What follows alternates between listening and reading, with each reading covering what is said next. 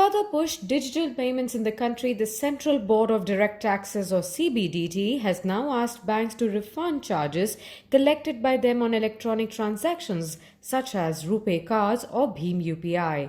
CBDT has asked banks to return to customers and merchants any fee levied for making Unified Payment Interface or UPI transactions on or after 1st of January 2020.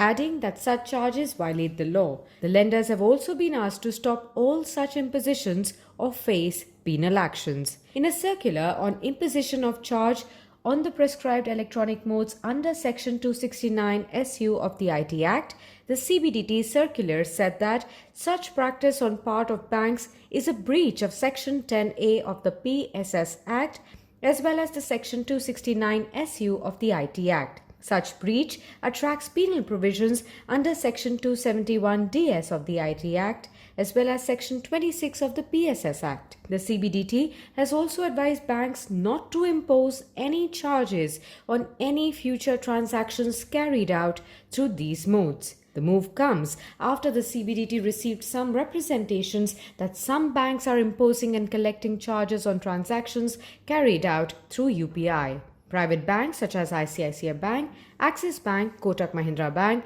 and HDFC Bank recently began charging customers for UPI transactions beyond a prescribed limit. Any cap on fee UPI transactions is a breach of the PSS and IT Act, the board said. Most private banks are charging 2.5 rupees to 5 rupees on person-to-person payments using UPI more than 20 times a month. However, despite the government prohibiting such charges, bankers are saying they have introduced these charges to stop frivolous transactions from putting a load on the system.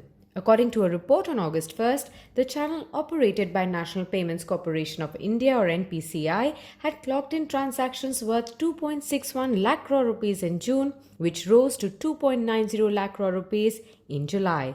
The volume of digital payments has been increasing alongside aggressive campaigning by the NPCI, the Reserve Bank of India and the government. As such, transaction volumes have improved across retail payment channels after the coronavirus outbreak. UPI has been a key enabler of the digitization of the economy.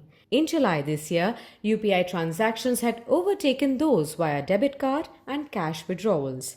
Processing refunds and not imposing levies in the future on transactions could mean an additional burden on the banking system given the volumes.